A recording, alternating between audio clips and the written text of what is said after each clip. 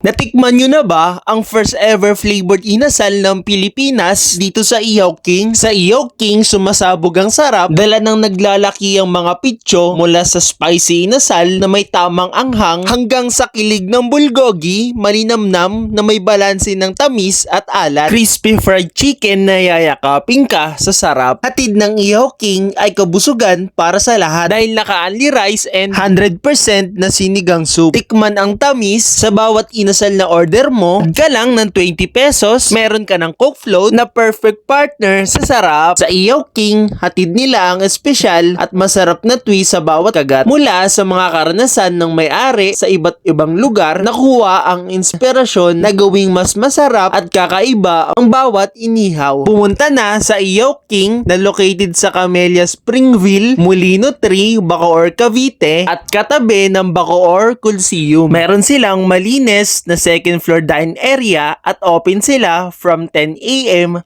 hanggang 12 midnight. First ever flavored inasal concept dito sa Pilipinas. And once again, gusto ko kayong i-invite. No? Ito, Ihaw King, matatagpuan lang sa Camellia Homes, Springville, Bacoor. Malapit siya sa Coliseum ng Bacoor. Tapat siya ng Lawson Convenience Store. Nag-open kami ng 10 a.m. up to 12 midnight. So, itayin ko kayo dito, asahan ko kayo. And as of today po, 10 out of 10 yung comment sa amin, napakasarap ng pagkain natin. So, sana po lahat kayo matikman nyo. Thank you!